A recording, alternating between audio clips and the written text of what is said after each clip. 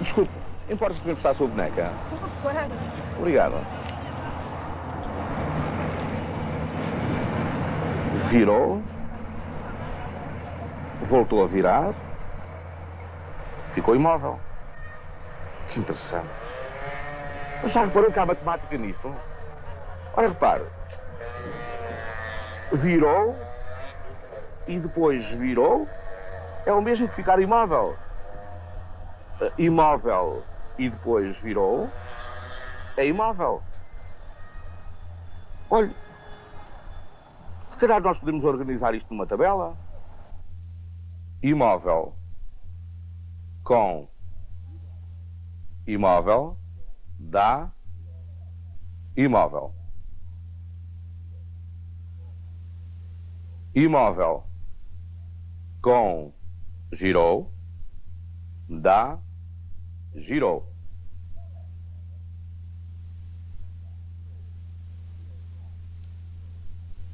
Girou com imóvel dá girou.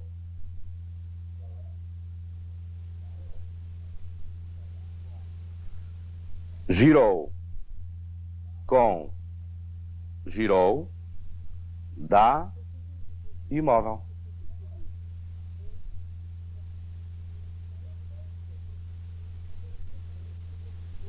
Consideremos o conjunto C constituído pelos números 2, 4, 6 e 8 e a operação multiplicação nele definida. A tabela da operação multiplicação definida em C apresenta o seguinte aspecto. Cada par de elementos de C dá sempre origem a um único número natural, que nos casos é elemento de C e noutros não é. São apenas elementos de C os resultados 4, 8 e o outro 8. Continuando ainda a considerar o conjunto C, podemos pensar numa nova operação definida nesse conjunto. A correspondência, que é de cada par de elementos de C, associa o algarismo das unidades do seu produto. A tabela desta nova operação pode ser obtida da tabela anterior da multiplicação definida em C, retirando o algarismo das dezenas. Vejamos agora que nesta tabela todos os resultados obtidos são ainda elementos de C. Em todos os três exemplos apresentados, a cada par de elementos de um conjunto correspondia sempre um único elemento. Correspondências como esta chamam-se operações binárias. A operação binária definida num conjunto é, pois, uma aplicação de A ao quadrado, portanto, do quadrado cartesiano do conjunto A, em A.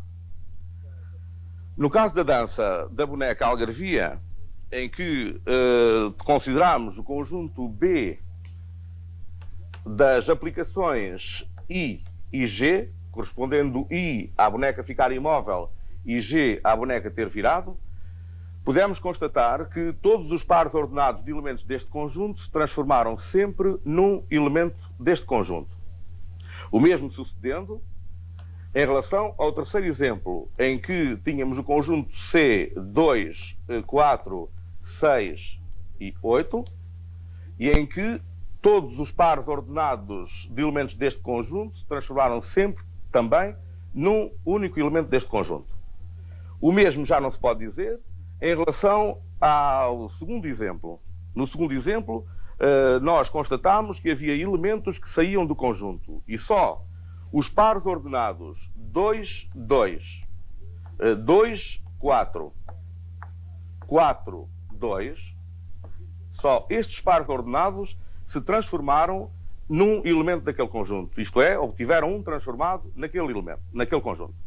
Dizemos então que o domínio desta operação binária é nada mais, nada menos do que o conjunto constituído por estes três pares ordenados. Enquanto que no primeiro caso, o domínio da operação é B², uma vez que todos os pares se transformaram em elementos de B, e no terceiro caso é C². Podemos agora retomar novamente este terceiro caso. No terceiro caso, verificamos que temos uma aplicação definida de C² para C.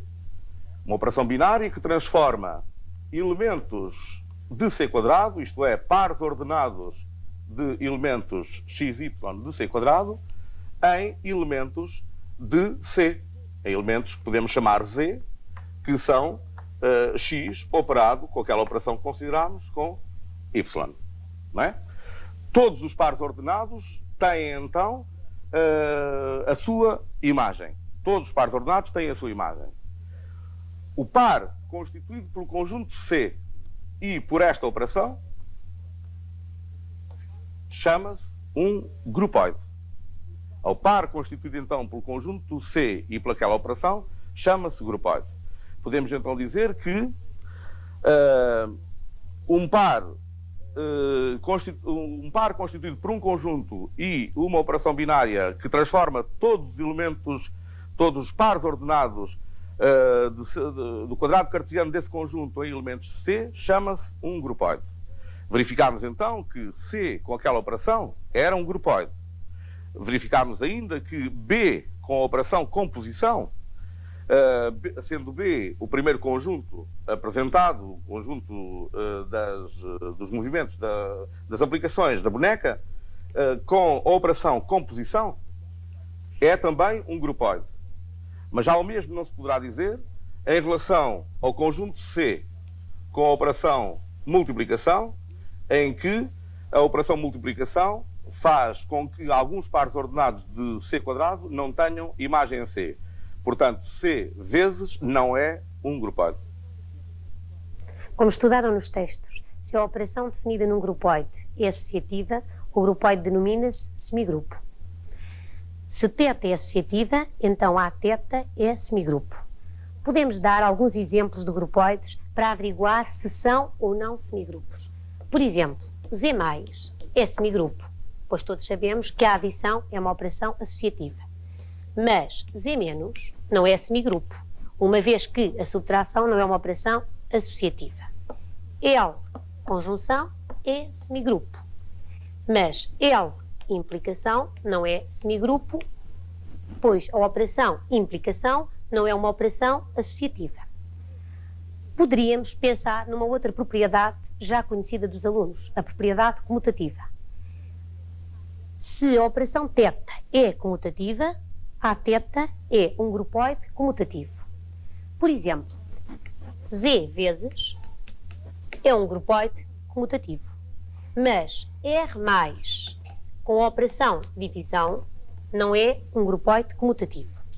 E poderíamos aproveitar o exemplo anteriormente considerado, conjunto C, com a operação, a segunda operação definida nesse conjunto, que a cada par de elementos de C faz corresponder o algarismo das unidades do seu produto.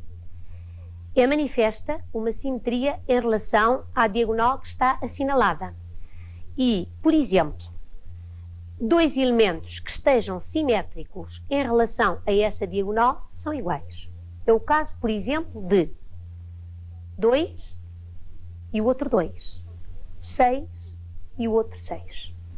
Continuando a analisar a tabela do grupoide, cujo suporte é C, podemos constatar que 6 composto com 2 dá 2, 6 com 4 dá 4, 6 com 6 dá 6, 6 com 8 dá 8. Ou, se podemos sintetizar estes resultados do seguinte modo: 6 aplicado a um elemento qualquer do conjunto C dá esse mesmo elemento. E atendendo a que o grupoide é comutativo, também sabemos que A composto com 6 dá igual a A, qualquer que seja A pertencente a C. Como já certamente detectaram, 6 é o elemento neutro do grupoide C com esta segunda operação definida nele. Poderíamos agora considerar alguns grupoides para averiguar se têm ou não elemento neutro. É o caso, por exemplo, de N vezes. Sabemos que 1 é o elemento neutro deste grupoide. N mais não tem elemento neutro. Poderíamos agora ir averiguar o que se passa com o grupoide Z menos. Talvez um pouco apressadamente pudéssemos pensar que, uma vez que A menos 0 é igual a A para todo A pertencente a Z, que existe que 0 é o elemento neutro deste grupoide.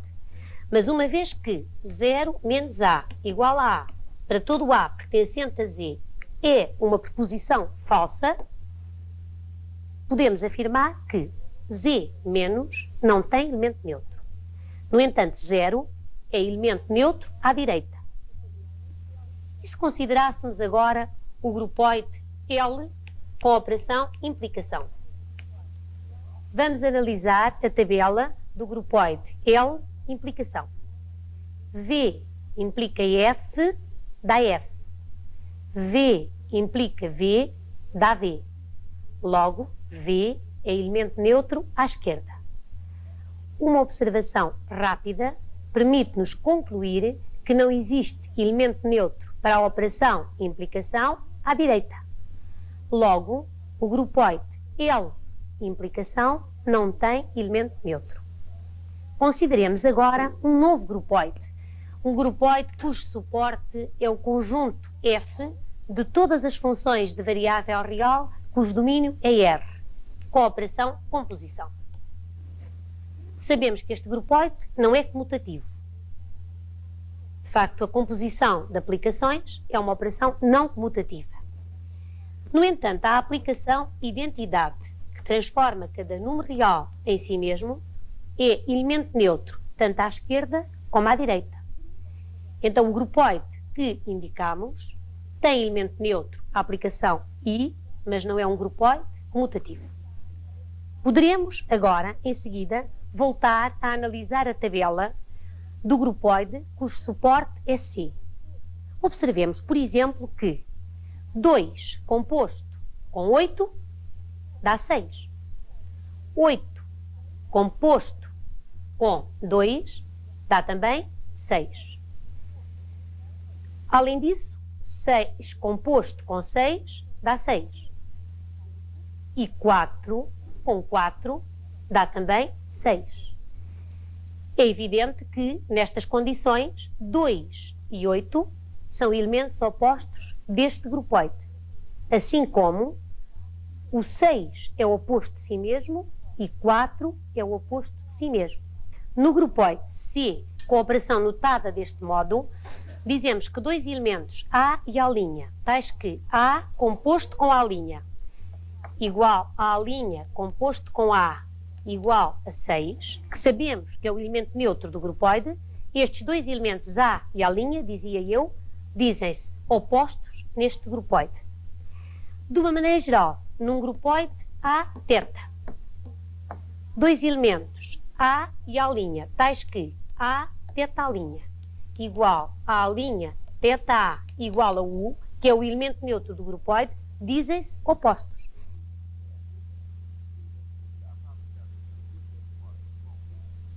Já sabem certamente que num grupoide com elemento neutro, todo o elemento que tem oposto se diz elemento regular.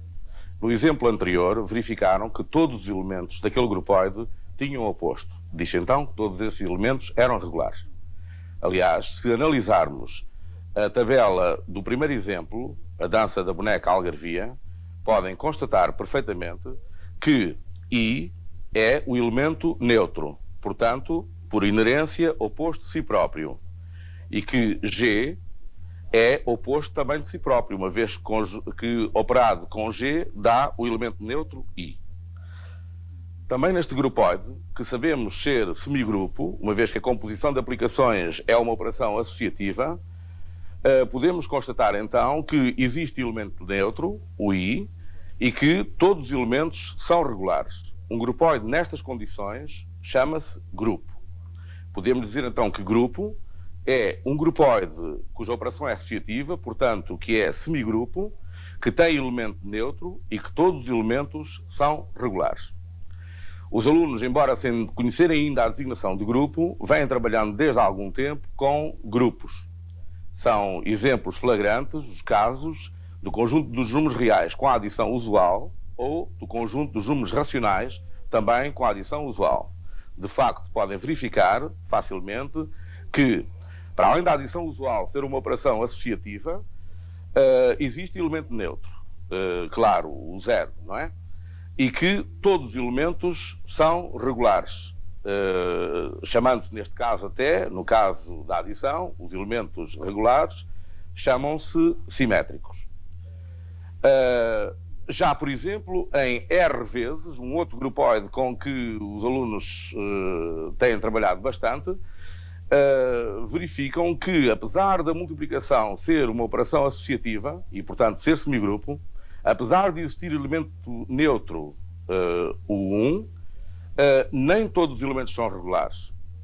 Claro, o zero, não é? O zero é um elemento que não é regular. Daí eu não poder dizer que R vezes seja, de facto, um grupo.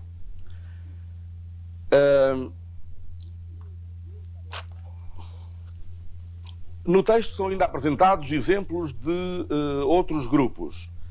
Grupos em que, por vezes, a operação é comutativa. Portanto, quando num grupo a operação é comutativa, o grupo designa-se por grupo comutativo ou grupo abeliano.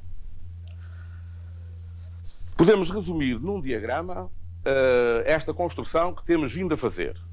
Temos, para já, o conjunto dos grupoides, ao que se segue o conjunto dos semigrupos, que são grupoides cuja operação é associativa, seguindo-se depois o conjunto dos grupos, que são os semigrupos que têm elemento neutro e em que todos os elementos são regulares. Pormenorizando, podemos também representar agora aqui o subconjunto de todos os grupoides, comutativos. Temos aqui os grupoides, os grupos comutativos, exato, os grupos comutativos, depois os semigrupos comutativos que não são grupos e ainda os grupoides comutativos que não são semigrupos. Vamos agora tratar do problema da resolubilidade de equações. Seja A θ um grupo. Uma equação do tipo A θx igual a B, ou, por exemplo, Y θA igual a B, tem sempre uma única solução no conjunto A. Lembramos até que esta equação é equivalente a x igual à linha θB e esta é equivalente a y igual a b, θ'. Se o grupo for comutativo, é evidente que esta solução é a mesma do que esta. E se a θ não for semigrupo? Suponhamos que não é grupo, desculpem. A θ não é grupo. O que poderemos afirmar sobre a resolubilidade de uma equação deste tipo ou deste? Como certamente se recordam, tudo pode acontecer. Uma equação deste tipo pode ser impossível, não ter nenhuma solução. Pode ter mais do que uma solução e pode ter apenas uma solução. Para finalizar este nosso encontro, gostaríamos ainda de deixar duas questões em aberto. Primeiro, suponhamos que temos o grupoide Q com a operação θ. Agradecemos que tomassem nota desta questão. A operação θ está definida do seguinte modo: x θ y igual a x mais y sobre 2. É a operação normalmente designada de média aritmética. Suponhamos que neste grupoide pretendemos determinar o valor da expressão 2 θ 4 θ 2. Uma primeira resolução, talvez a mais usual, seria calcular a média aritmética dos dois primeiros números, portanto 3 θ 2.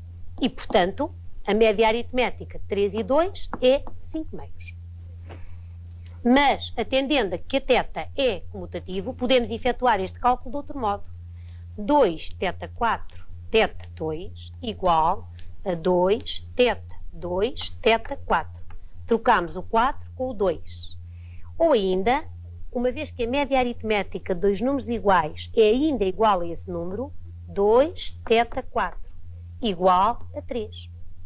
Comparando os dois resultados, vimos que erramos. Cometemos pelo menos um erro.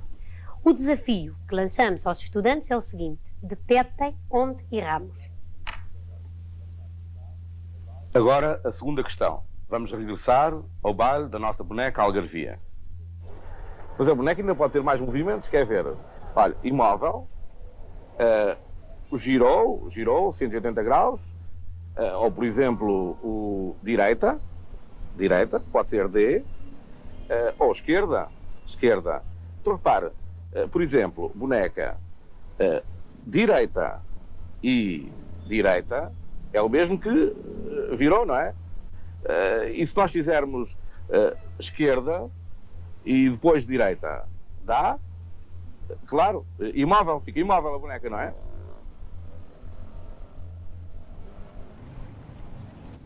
Nesta cena aparecem-nos duas novas aplicações. A primeira, que resulta de uma rotação da boneca de 90 graus para a direita, podemos chamar-lhe D. A segunda, a que resulta de uma rotação para a esquerda, a que poderemos chamar E. Estamos então perante um conjunto com 4 aplicações. I, a que corresponde à boneca ter ficado imóvel. G, a que corresponde a uma rotação de 180 graus da boneca. D, a que corresponde à rotação da boneca 90 graus para a direita. E E, a que corresponde a uma rotação de 90 graus para a esquerda.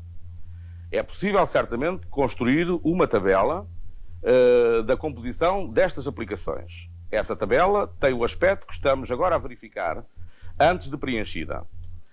A proposta que vos fazemos é de acabar de preencher e averiguar se o conjunto destas aplicações com a composição é ou não um grupo abeliano. Para que possam passar a tabela, nós vamos deixá-la um pouco convosco e despedimos-nos até à próxima.